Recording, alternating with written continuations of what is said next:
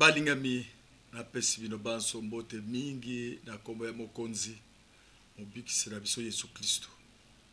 Nazali kosenga na Nzambe na biso tata etapambola moko na moko na kombo na Yesu Kristo.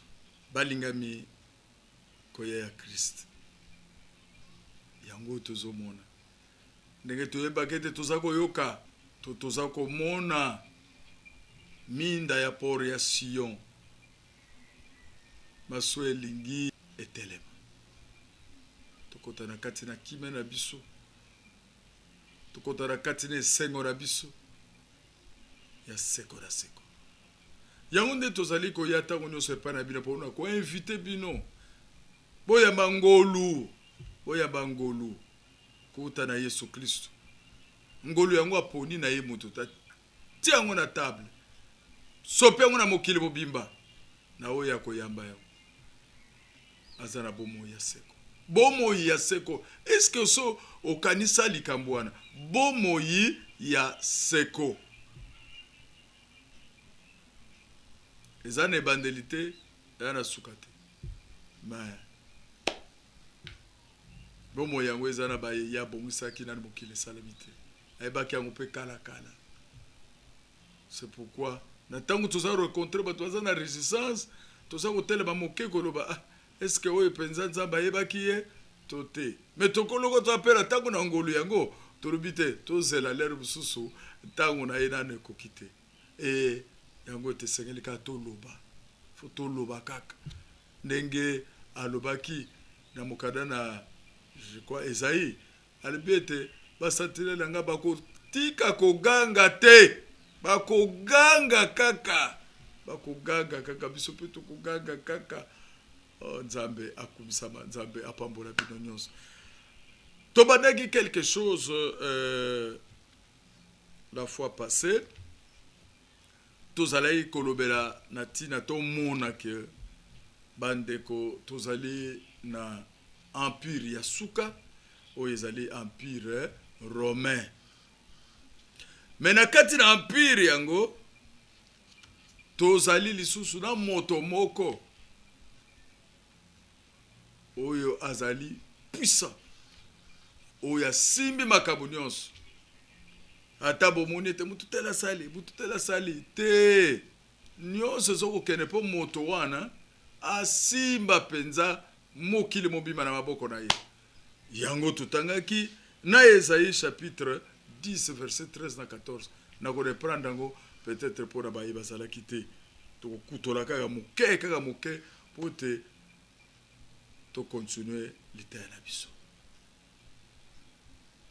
na eleko tozali puissance moko mondiale ezali quatrième puissance ndenge tomonaki yango Daniel amonaki yango ndenge Nebuchadnezzar amonaki yango mais il y a un cinquième qui vient, un cinquième qui va demeurer éternellement. Il y a un des naza ko invité bino taraboya to kota na bokonzona ya seko na seko to kota na bokonzona ya Christ bande ko ngai donc ezoya le royaume de Christ ezoya mila okorene mila puis to ken éternité. Vous voyez vraiment eloka boye bato azako sako ye bazako ko négliger yango bayibi soko vivre na kati na esengo na kati na bolingo na kati na kimia mais seko na seko on ne va plus, le monde ne va plus revenir oh non et que yezonga lisusu makambo ko badele ko zala lisusu te cette fois-ci pour fini nous régnerons sur cette terre d'éternité en éternité. Komba yozo linga ko yate Nzambe de konanga yokanga makaka na nini makabo mukilo yo okotika yango soki Yesu Kristo akumeli ko ya peut-être kokufa avant mais soko kufi sans Christ na yebisaka bino ezali pasi les de tourment oyoki balobi tourment ya pasi ça va toloba mingi te tozo tango mingi te na introduction pa makambo eza ebele ya koloba bien que makambo susu tokotia pembeni pourvu que tous loba o eza plus essentiel bato ba saisir et loko nini tolingo talisa bino mais totanga nanu likomi ezana Ésaïe chapitre 10 balobi la biso car il dit c'est par la force de ma main que j'ai agi pota lobi ezana makasi ya loboko na ngande na sali lolendo c'est pas ma sagesse car je suis intelligent ezali na bwane nanga po na za mayele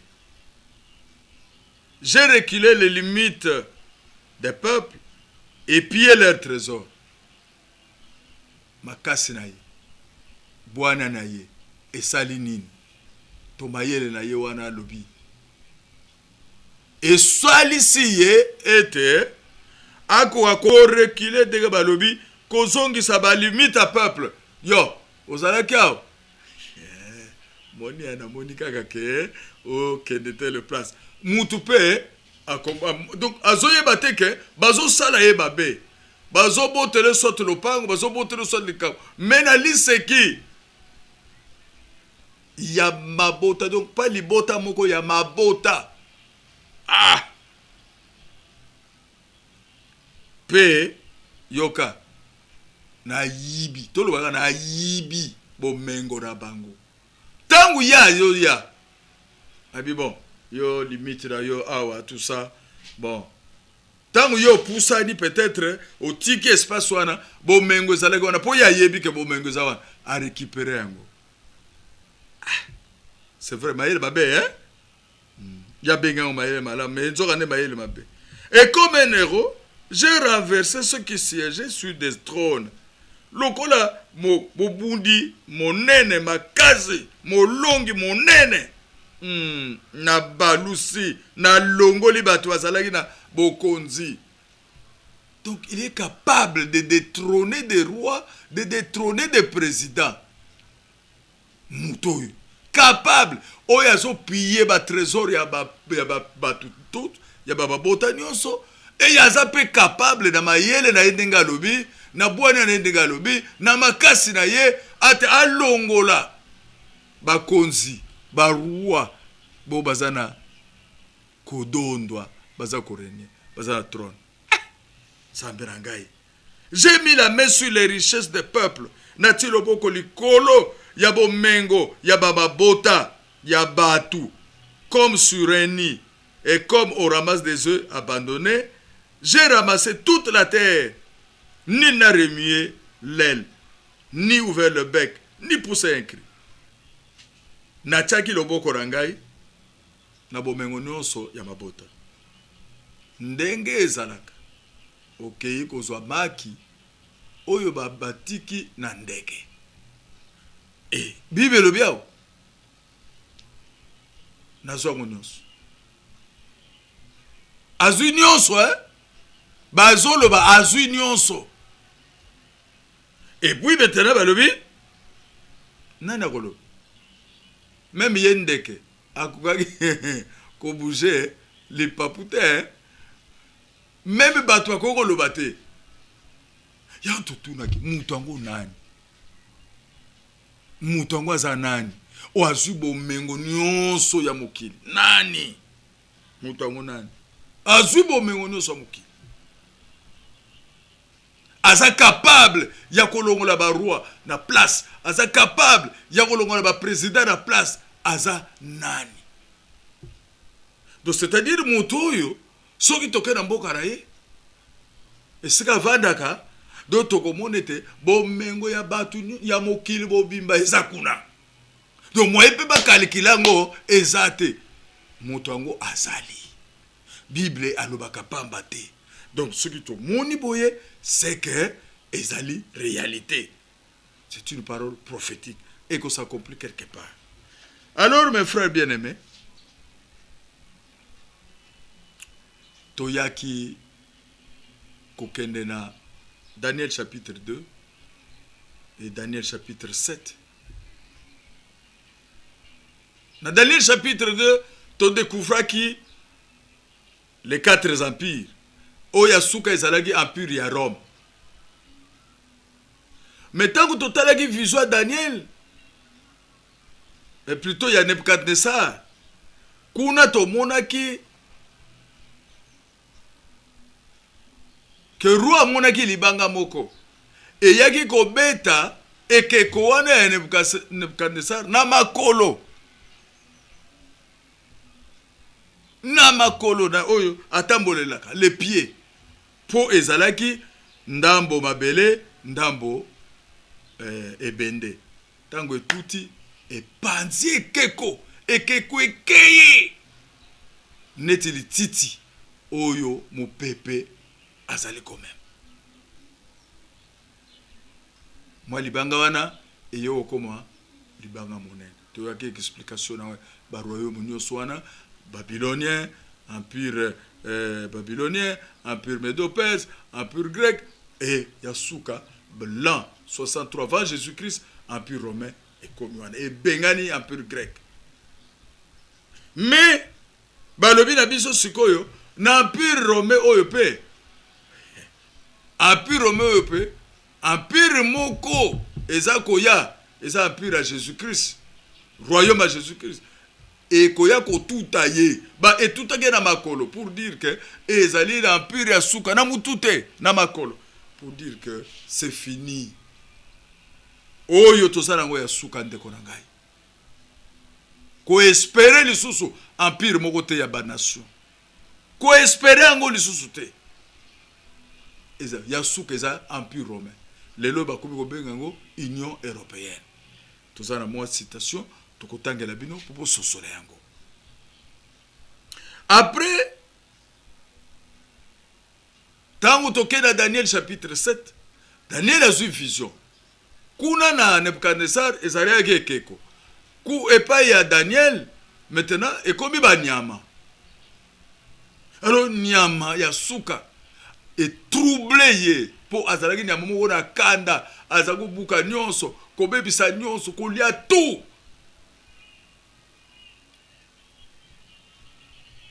Et loko moko ezalaki te ya ko résister. Faut ani atatango za koleka. Ndenge wana empire romain kozala. Et c'est vrai, il y a violence. Et ça, il y a violence.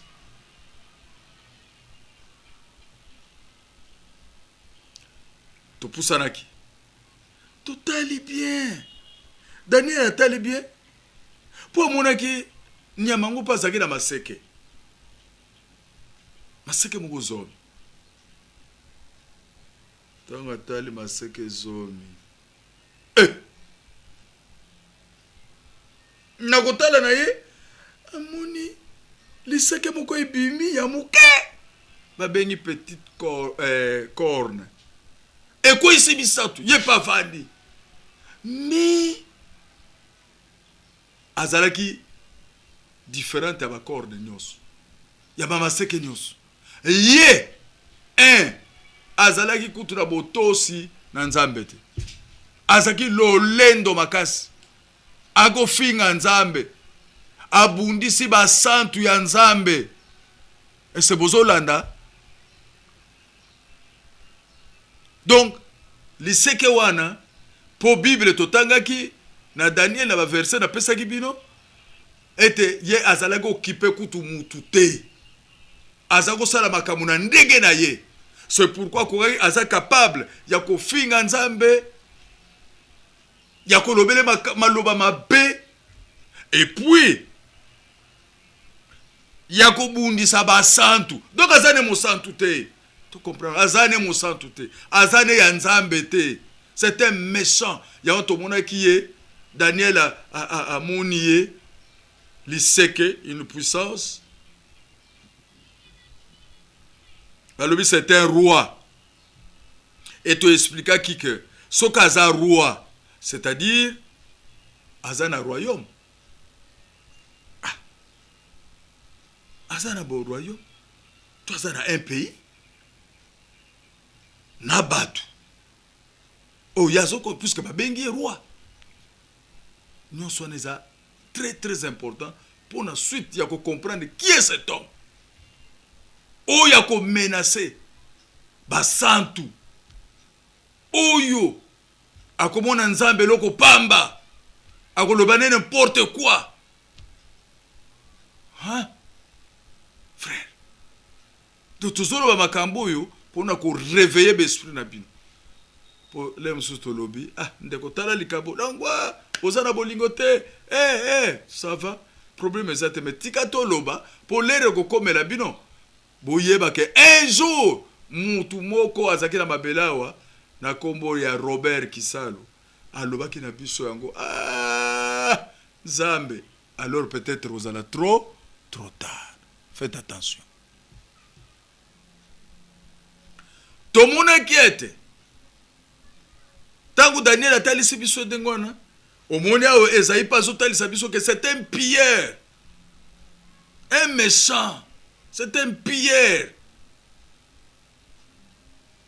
Tout poussani, tout yo comme on a yé. Kuna na Apocalypse, azali décrit l'Apocalypse 13, azali décrit l'Apocalypse 17, azali décrit l'Apocalypse 18.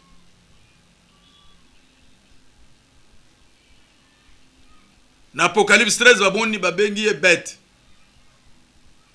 Pourquoi bête? Pour te tango Satana okota katira ye, abada kwa jiri lokola une bête. Et ton poussani na Apocalypse chapitre 17 babenge une femme moisi. Pourquoi? Pour ça il y a église. Na Apocalypse 18 balobi na biso Babylone la grande.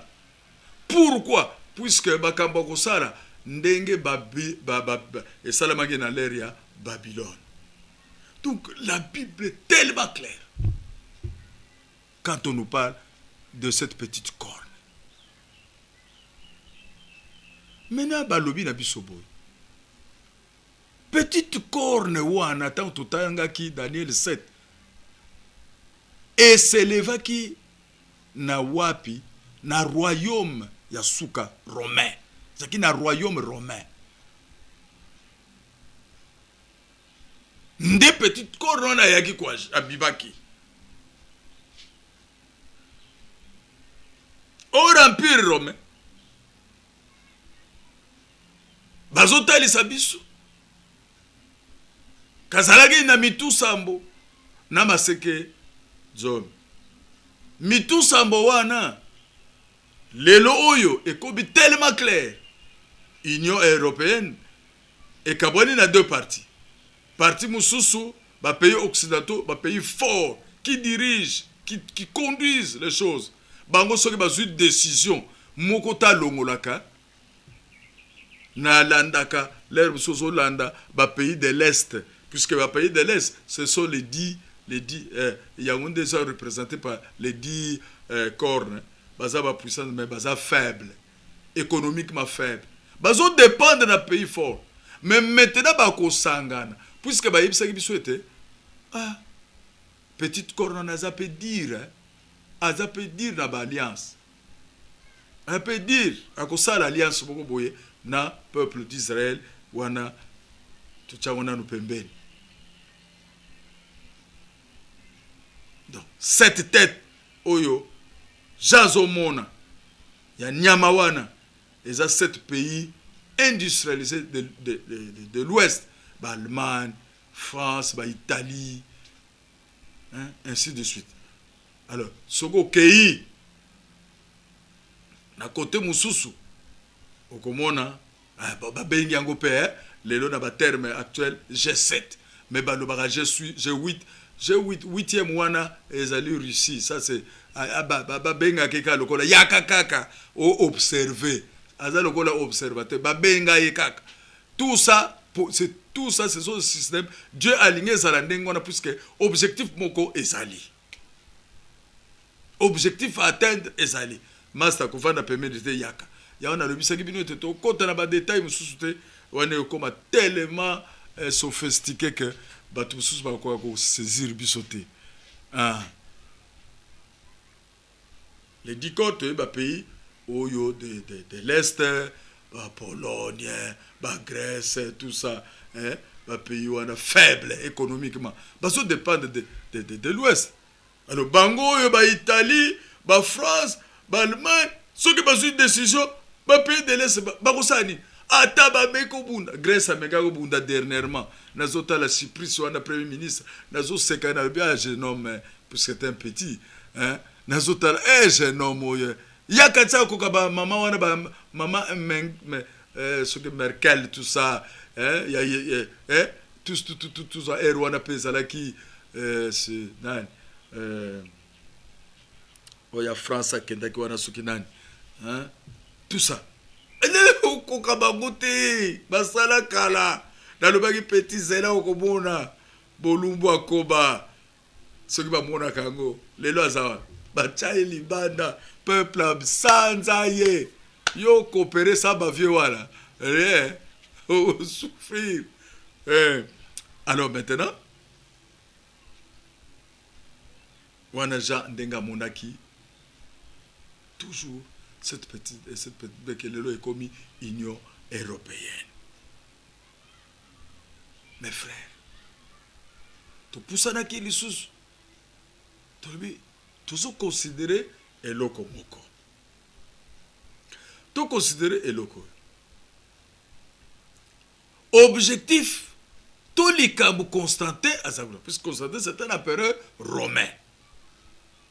À Luka Gedini, à qui politicien. Avant d'y aller, quand même il faut faire croître le royaume Nangai. Il faut vendre sango bien. Je dois récupérer l'église. Pour Bapagano, tout binzambi, tout ça. Baba Kamunio, déjà ils en ont beaucoup Nangai. Mais l'église dans ce monde, n'a pas même mise le colon Nangote. Ce qui a bendi ango, vendre bien. Nando to l'otaki, oh amoni. C'était quoi encore ba casque dioso ezalaki ya ba militaire ezalaki peint alenga ke bitu bate amoni casque dioso ezalaki peint à rouge c'est vraiment les chrétiens tout ça ce qui n'a récupéré ba chrétien en tout cas bitu baranga ni nangai projet nanga e réussir omoni ndenge nini maintenant dans le Nouveau Testament et loko Daniel a monaki. Ce que nous avons dans le Nouveau Testament, la petite corde na kati l'Empire romain, vers 325, tout ça. On va l'appeler l'Église universelle. Ok. Luka, l'Église universelle. Alors, maintenant, frère, tant qu'il y a l'Église universelle, à Bandi, vous voyez bien que nous avons des détails. Qu'est-ce qui s'est passé bande korangai nani ba empereur bangonde bazakocha mitu na bakonzi ya église mais à un certain moment ba me konzi église ba bité biso tokobi cha biso moko okomi kocha bango moko et puis bazui epé bango bakomi kocha lisusu ba empereur makambo ezo changer ozomona makambo ezo changer donc c'est-à-dire on commence à voir clairement que l'empire romain le dernier empire la grande puissance mondiale, oh lelo, motomoko azotele ba lisusu kuna, pe yenda zokoba acteur principal, au batunyo so azotale, nazo prouvé ba yango par la Bible et par l'histoire aujourd'hui. Alors maintenant mes frères, pour tala likabo, pour te bazwanyoso, il fallait faire la guerre. Ils ont tenté la première guerre mondiale et Zalaki échec. Ils ont tenté la deuxième guerre mondiale et Zalaki échec. Maintenant, va changer stratégie. Nazotanga déclaration ya Hitler. Bisonios toyebi Hitler Führer na Allemagne. Toyebi makambu Hitler asali. Hitler azaki na posa été Mokili Mobimba. Il devait commencer par l'Europe à récupérer l'Europe nyonso. Hitler a bandi guerre. Toyebi yango ba film et tozanango. Mais yoga déclaration à Hitler. na 1935 bake na conférence na bango ya parti na bango nazi na ville Nuremberg. Eza bana balangue na bango que ça moins difficile, hein? Hitler alobi boyelani na kati ya net ya congrès ya parti na bango. Et une foi unique pour le monde entier.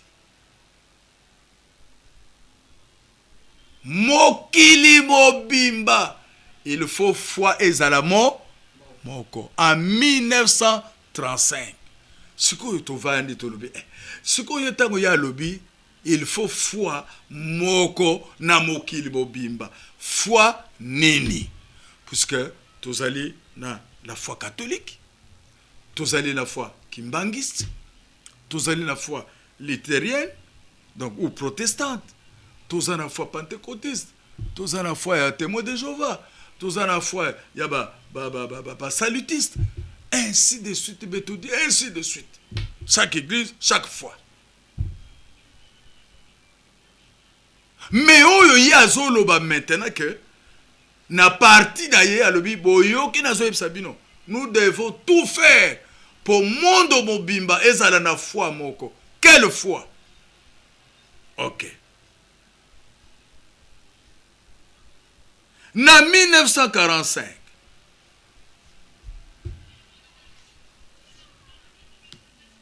Hitler a koufi.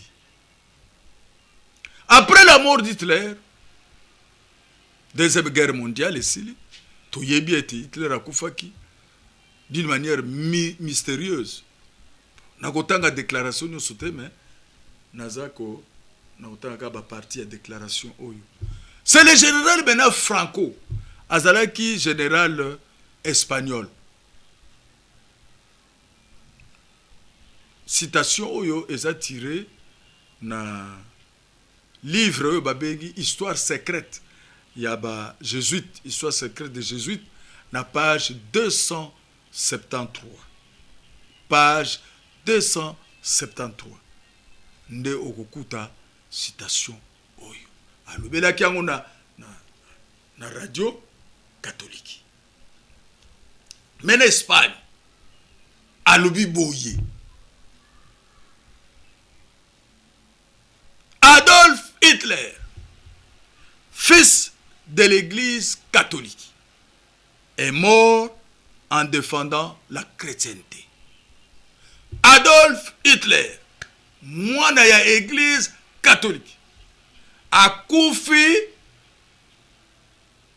na kobundelaka chrétienté. Kibo Kristo. Omoni, Hitler, fils de l'église catholique. Donc, soka lobaki était monde mobimba, foi moko, donc monde mobimba, foi ya église catholique. C'est clair, non? Et ça, c'est de l'histoire, un livre, na pesibino na titre, il y a document, comme ça, Luka Yango, et vous verrez, lisez, vous verrez ça.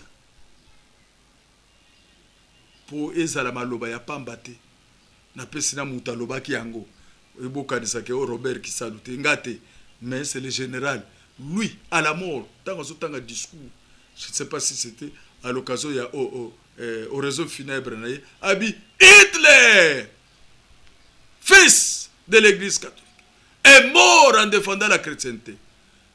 Donc comprendre que Azalaki, donc ce qui Hitler a salaki guerre, c'était pour l'expansion de l'église catholique. Donc aujourd'hui, la Bible est claire. Et belé ya nini wana bazo kufa. Bato ba kufa ki, c'était ba juif ba kufa ki.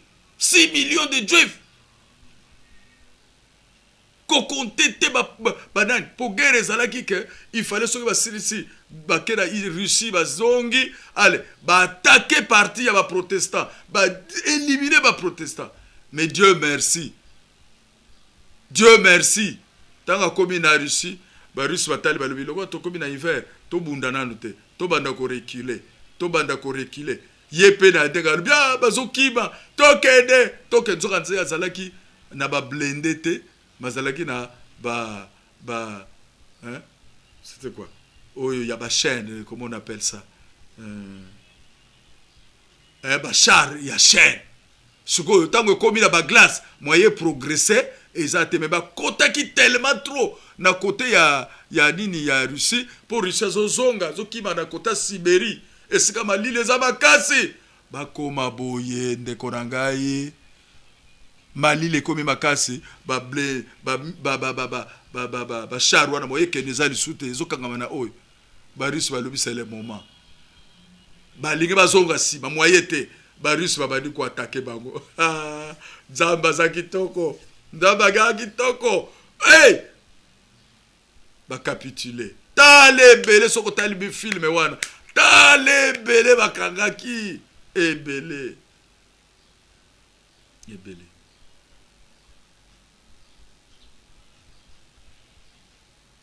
Hitler tango monde ngalbi c'est fini. Yanda kufaki batu ba barate ba hypothèse c'est belé. Oh non, a se suicidaki. Oh non, a salaki boy. Oh non, a mi boa gagenaka. Donc ba hypothèse ezali ebelé. Vous voyez ce que défendait Hitler? Il défendait la foi catholique. Donc ba dégâts non soit à sali yango au nom de l'église.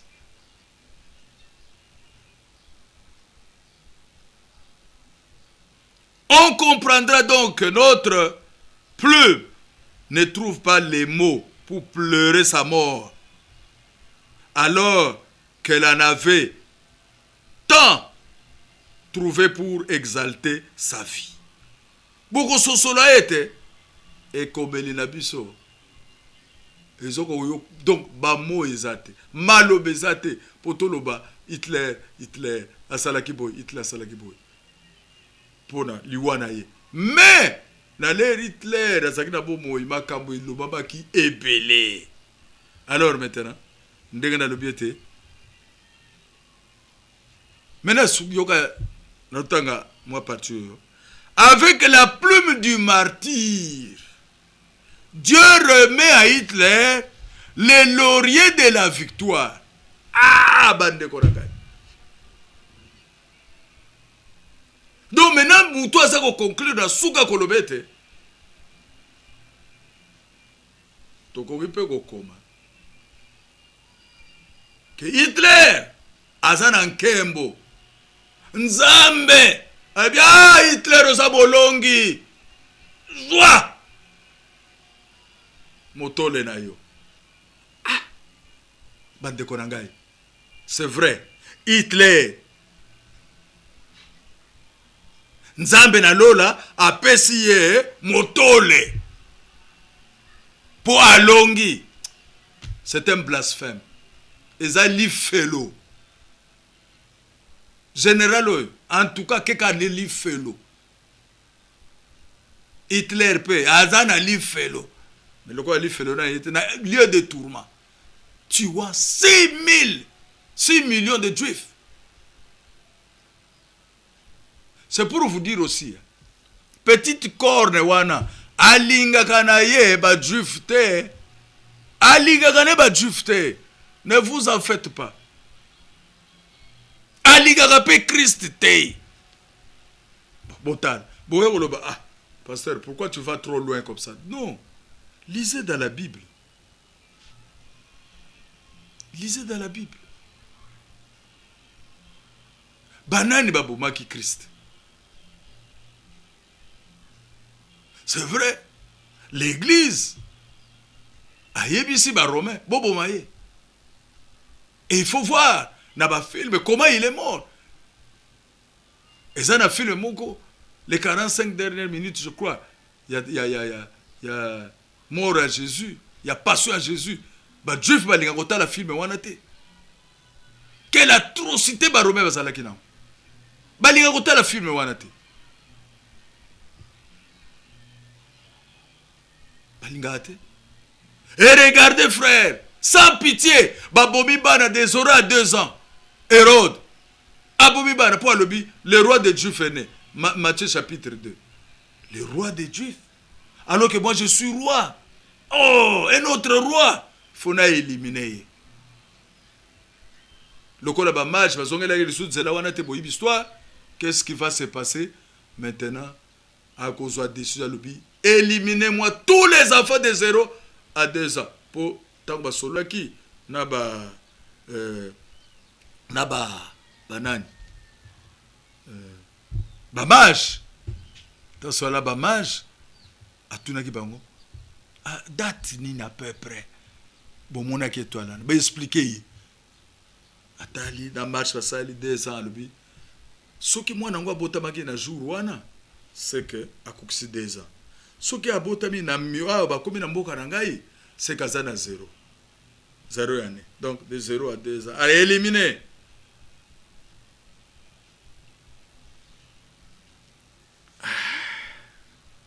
Vous voyez mes frères, quelle est atrocité zalina royaume wa balinga kana bamba jufti.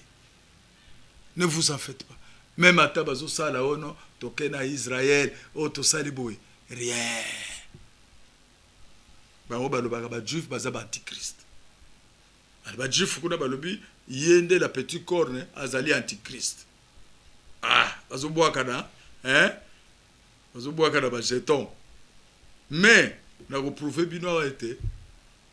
il y a une chose, c'est salama. Et que salama na moki. Et au salama était, batu nyonso, ba yokan. Mais, allons lentement. Maintenant, mes frères bien-aimés, les loyaux, on nous parle de l'Union européenne. Maintenant, il y a bisa qui bido était, ezali kaka oyo babengi Empire romain. Au moni, Angleterre, azalaki na Empire romain. C'est pourquoi basali tout babimi na bango. Dieu a fait que babima. Nzokande ba uti na bango ensemble. Bazako kende ensemble, bazako kende. Après il y a lobby 1-1. Mais l'Union européenne oyo so yokawana. Frère, à tous ceux qui ont biso Allemagne, oh biso boy, mais yebaka été, ba frontière nyonso, ezako fungwama, bazako abolir ba frontière.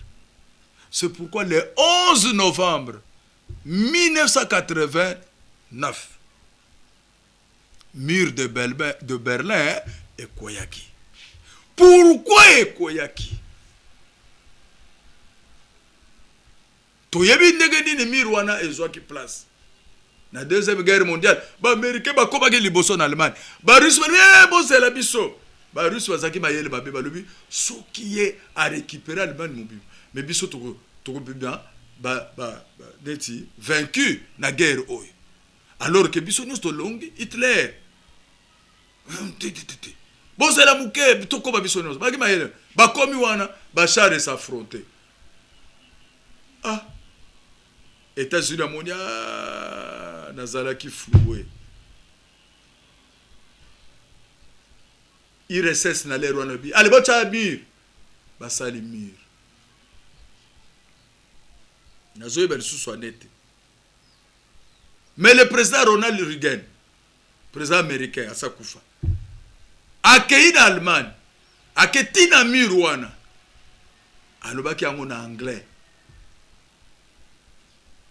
Monsieur Gorbachev, fungola, nzela au, miro bukana. Oh, mais vous savez quoi? Tango miro bukani, bato nyonso ba remercier le pape Yale Rwanda en 1982. Bah remercier, il a beaucoup travaillé pour Mirwana et Boukana. Pourquoi? Et ce sont des choses prophétiques. Et dans le combien? Le 19 mars 1962, la prédication mon frère Branham Alobi, dans autant déclaration. Il y a une renaissance à Rome. Kobota Mayasika. ezosalama na Rome.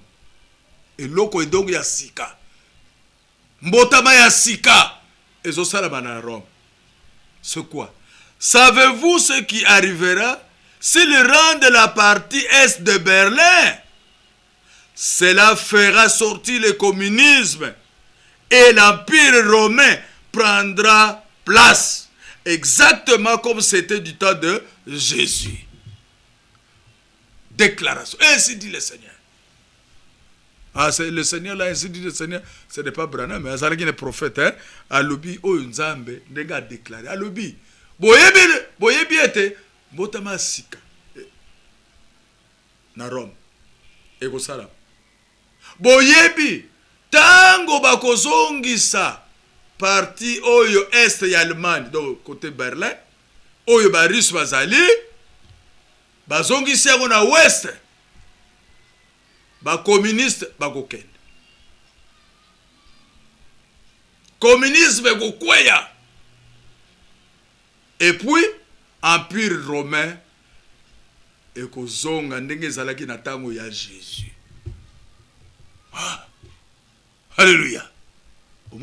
Il a déclaré ça en 1962. Mais ça s'accomplit en 1989. Combien d'années? 37 ans après. 37 ans après, frère. Est-ce que ça là-bas? Est-ce que quoi ça là? 37 ans après, Mirekoui, Batu Balelaki, Baleli, Basepeli, Bameli Masanga, Badou, Ba famille Koutani. Hein?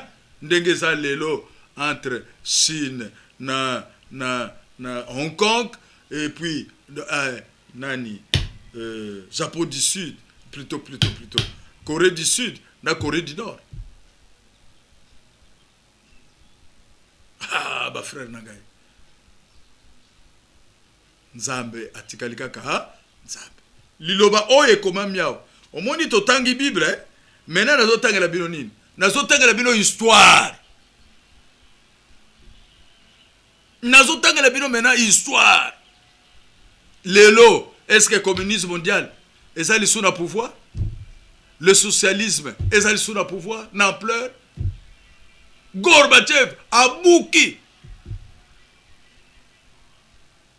IRSS, Nzokande, Nzamba Sayebsaki, prophète Brahman en 1933, observez la Russie. Atikala Goyeb Sayete que observer l'IRSS. Mayebsaki, observez la Russie, observez la Russie.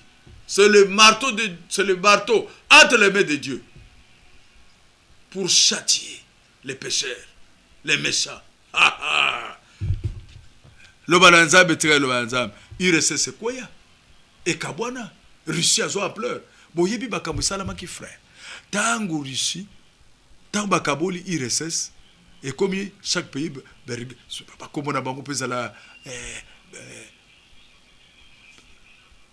comme compliqué, bakopo ya batua da ba pays wana nyos. Tango Kabwani, Russie se retrouve quoi? Obeloko. Manduki nyonso ezalaki na Russie, babombe nyonso ezalaki na Russie, tout ezala côté ya Russie. Ebili kabone kamusa bato akadisa kiete tango bapanza ba misili mususu yokende na soki na wapi na ba peyoyo ezingi e composaki IRSS nzoka derrière tata Nzambe. Écoutez mes frères, tout ça kana loba Nzambe te, tout ça kana makamu moto alobi, mais oyo ezana kati na Bible ko saka nango te, c'est humiliable, infaillible, et tikala kandengo wana pe kwesa makate e kokokisa bana tango na yango. Est-ce que mur de Berlin ezali? Le prophète a dit en 1962 e kobukana et communisme e kokende. À mon avis, déjà, d'abord, vision à mon avis, en 1933. En juin 1933, hein, à mon avis, vision avec cette prophétie. À mon avis, départ, il y a communisme, nazisme, d'abord, à mon avis, nazisme, fascisme, na sokininwana, et nyonso et côté du communisme. Après la guerre, après la guerre en 1985 bazui nazisme, socialisme, tout, fascisme, et continue à Katia, c'était fini, c'était le communisme. Mais en 1960, le but, boye ba ete, l'air que ça le communisme est au long. Et c'est vrai, les lois pays se communent à l'ouest. Ceux qui Ukraine a souffrir, puisque Russie a boyi na ye ko cédé Ukraine wana, a boyi. Pour ayebi que Ukraine eza porte ya Europe na mboka na ye a souffraki na deuxième guerre mondiale alobi turo na ko souffrir te na troisième guerre mondiale ya wana bozoka guerre eza kuna frère na ngai na lobaki ete makambo ezali mingi ya koloba so tolobi okomona ete ha ekosalela biso pasi lelo oyo il n'y a aucune question frontière na Europe eza te bazana passeport moko bazana même monnaie tout tambola okolia okosala makambo nyonso na même monnaie. Maintenant frère tomoni déclaration Hitler, tomoni déclaration ya Franco, tomoni déclaration Will Branham pour montrer que réellement tozali na kati ya union donc na kati ya empire romain et que na kati déjà nango tomoni clairement cette petite corne qui est sortie, hein?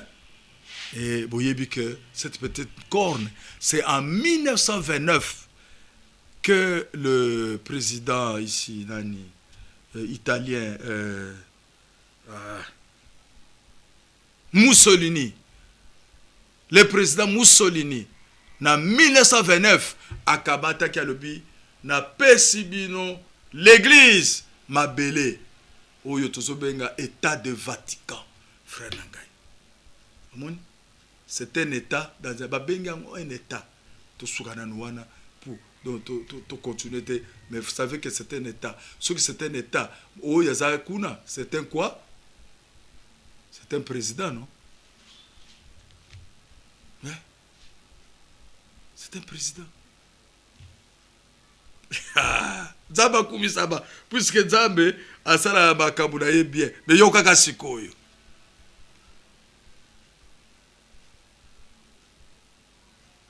nazali awa bandeko na ngai na document moko document ezali awa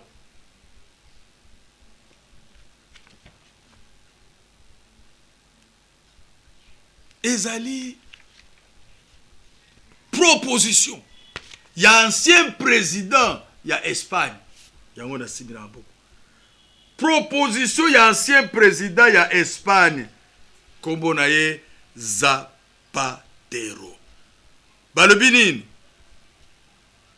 propose la création d'une autorité religieuse sous l'égide de l'ONU en 2014. Donc, basala, ONU de religion. Ba religion nyonso ekoma bo moko. Tata oyo na 2007 abandaki na kolobela sur alliance permanente entre les confessions religieuses, alliance de civilisation. Ya lobela ki alliance de civilisation et réussissaki. Et comment qui en place 2007, ba civilisation nyonso ezana boyokani. Maintenant cette fois-ci alors, l'union des religions, des cultures, en faveur de la paix. Alors, makambo ebele awa, mais na lingina yeb sabino que problème na ye, alenga ete union ba religion so ezala unie. Secrétaire hier a proposé que secrétaire d'État, il y a ONU à diriger. Puisque ce otangi tatoyo aza vraiment anti-catholique. Ce otangi, tout ça la BZP, il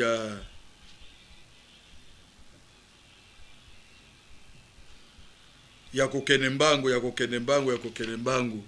mais je vous ai montré ça.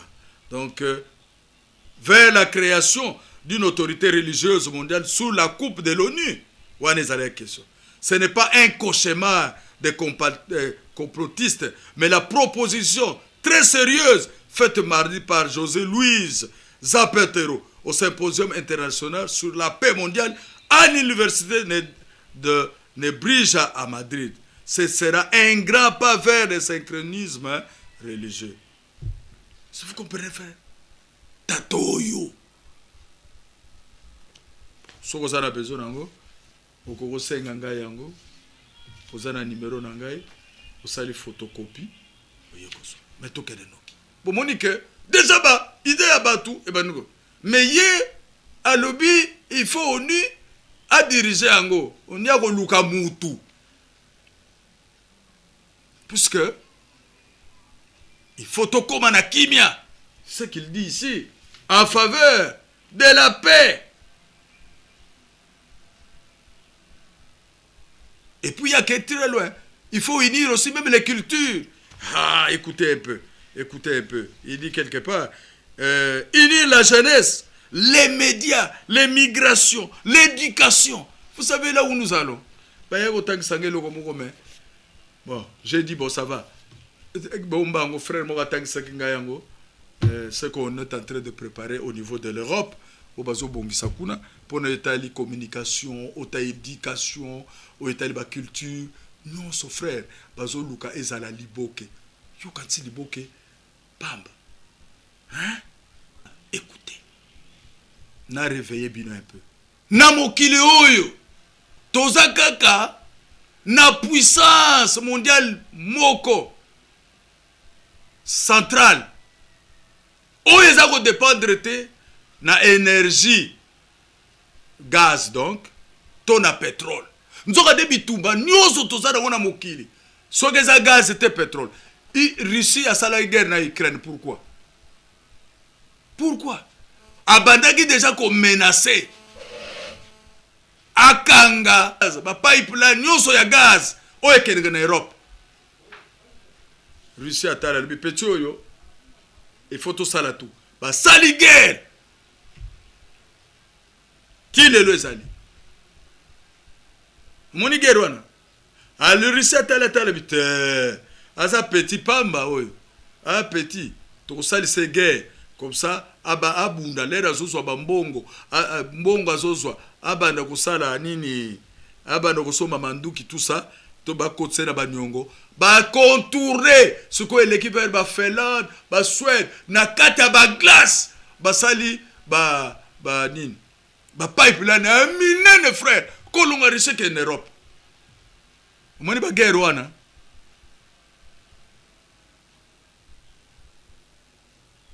Moni ba guerre wana. Énergie pétrole. Bitumba, na bitumba. Bino mo bozo yoka. Bozo yoka be formation. Pétrole na gaz. Ya ozo même ba guerre. Ah, ça ndenge nini. Bon? Nzokande moko azali ye pas sa puissance liseke wana muke azotala kaka bango ye akotaka te na guerre moko ye akotelaka pe mutu te na guerre moko boyoka yete na guerre civile toyoka yete o na ba guerre n'importe quelle guerre Yekuna zanete. Mais à cause de la paix, à cause de la sécurité, un jour viendra à Kokota pona bundate po alobake na lingi ete boyokana ngana sana na pétrole te ngana sana gaz te mais na lingi na pesa bino kimia yoki. Donc tous les pays à Mokili, bah kokota na ba guerre, c'est pas intervenir, sauf yé, rien. Alors yangonde ko sala ete, na tango ya tentation, à quoi ko lobete, mais nazali presse de paix. C'est alors 1 Thessaloniciens chapitre 2 verset 4 va s'accomplir. Agobima loko la pacificateur, avant que la sauveur. Mais mayele mabe. Mais mayele mabe. Ndege Bible et le bakiango. Alors maintenant, il y a une seule institution religieuse. Une seule institution religieuse qui maintient des relations diplomatiques avec tous les pays du monde. Avec toutes les nations du monde. Une seule. Frère, ça ne vous dit rien? Est-ce que représentant de l'église pentecôtiste, ceux qui aillent à Ouada Kinshasa, bago rouler tapis rouge? Ceux qui aillent en Chine, bago rouler tapis rouge? Rien? Bago le bela okande kona na radio kale moins information représentant ya luthérienne, ya église luthérienne ayena na RDC tout ça. C'est fini, il est qui non? Bazon s'est déplacé. On ne parle peut-être même pas. Mais la petite corde, ce qu'a déplacé. Ba tapis rouge zobi. Bili bokatse ça le rapamba. Frère, ça rapamba te. Ça rapamba te.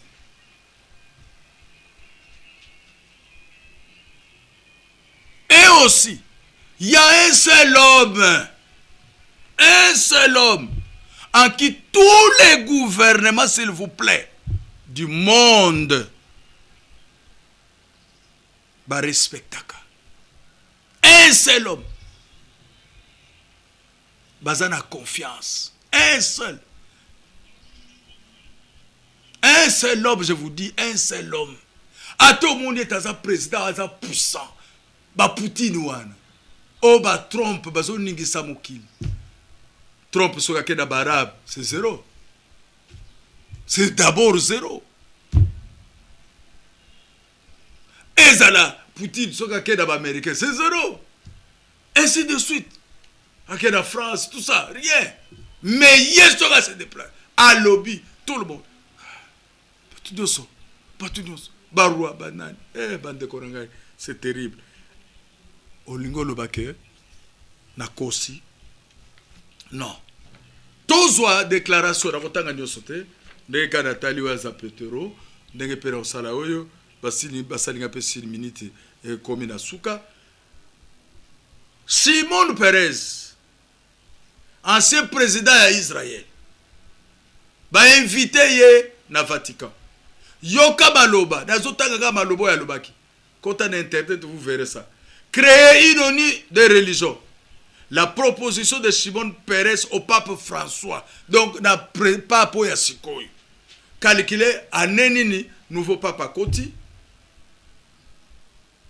Et anenini Shimon Peres. Donc, c'est dans le mandat. Il y a nouveau pape. Nde Shimon Peres. Il y a un document. Aoyo. Akeda ko trouver. Parce que Azala qui est invité dans Vatican. Balobi, reçu ce jeudi 4 septembre en audience privée par le Saint-Père, l'ancien président israélien a suggéré au pontife de prendre la tête d'une organisation des religions unies. Ah, pontife, Saint-Père, quand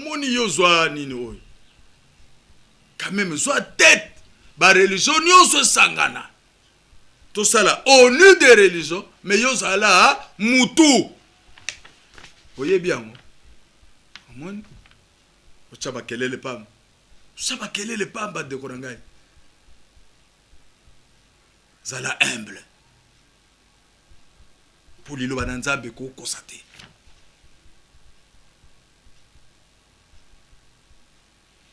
Alors, Biboy, baguerre. Partout, sous prétexte religion. Oh. Tout ça, la guerre rebelle, des centaines de guerres, des milliers de terroristes. Alors, pour Nayango, il faut créer une ONU de religion. Pas une ONU, puisque tout ça déjà une ONU politique, mais c'est une ONU de religion. Et la phrase, oh, yo penza capital. na lingete tout souk sanango na bokolo lelo. D'où l'idée d'une union des religions présidée par le pape François.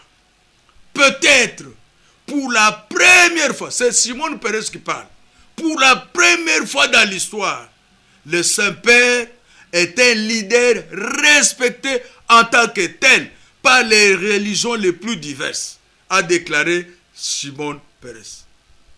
Donc, et ça, un journaliste, c'était. Mais ça, et Bibi na mon épisode, tala, les cambo tozo sala, o ngana zo senga, ya religion. On y a la religion. C'est pour la première fois dans l'histoire. Mais, le Saint-Père, azali moto moko, mokonzi moko, aza respecté na ba religion nyos. A continuer koloba. Je dirais même plus, il est peut-être le seul leader respecté. Boyoki. Donc frère, tant que tu as liboso na bino, tozo lo ba makambu na bopamba te. Voyez là où nous allons, frère. Et loko eko salama, puisque papa répondait qu'il a le bi, ça va, na yoki, mais il y a déjà, oyoke papa le bi, les cardinaux Toran et Turkson suivront avec attention cette proposition. Hein? Les cardinaux Toran et Turkson suivront avec attention cette proposition. Bon, Toyoki Yango, bon, il y a déjà à présenter deux cardinaux, hein, Nabakombo Nabango, cardinal Loyo Toran, na cardinal Loyo Turkson, bon, Bayoki Yango, Bagotala Likambouana. Papa Pesa qui n'a nous avis na yété. Mais vous voyez, qui propose un juif, s'il vous plaît. Vous voyez là où nous allons? Et c'est pour ça qu'on n'est pas tous OK. Qui propose ça? Un juif. Et un président juif, frère. Qui sait que Bazalaki massacré 6 millions. 6 millions. Et ils savent, nanaza hauteur na yango. Ils savent, nanaza gina sima. Mais aujourd'hui, il va vers cet homme, il dit, non.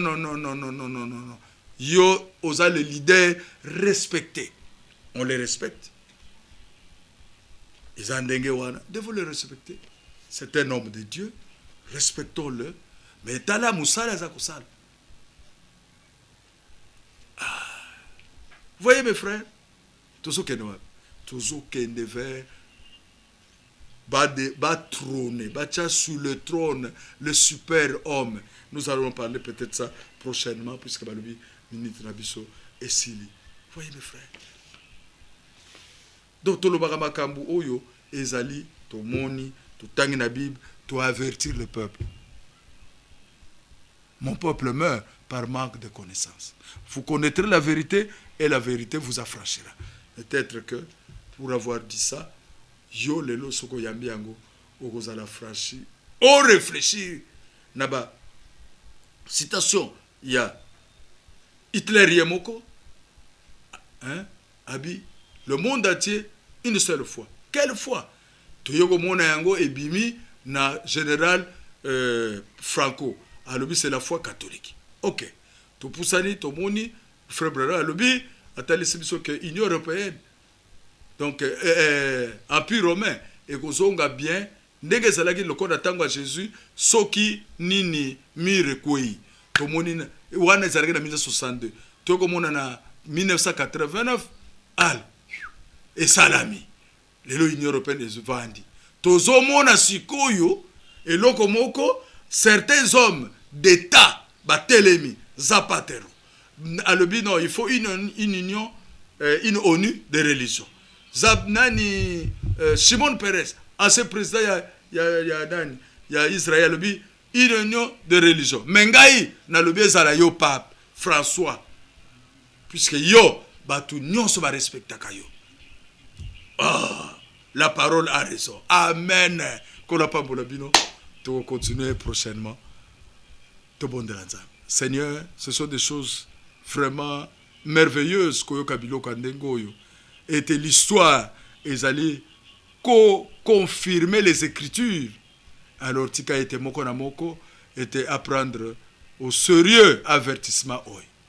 Pour que ça avertissement plus tard ça sera trop tard, mais lelo moko na moko a décision soit à landa yo soit à landa mangomba, mais mangomba eza kokende quelque part, eza kokende quelque part na mutu moko bakokoka lisusu kobima te na tango wana, mais lelo occasion ezali po babima. C'est pourquoi telemisi basali na yo baganga batalisa bazui Bible bazui histoire batalisi. Ngai nazali pur de votre sang. Nalobi lokola Paul, je suis pur de votre sang. Je vous ai donné tous les conseils de Dieu. Que Dieu vous bénisse. Wazana matoya koyoka ayoka. Ana motema kobomba abomba. Kolo apambola bino. Na kobone Yesu Kristo. Amen.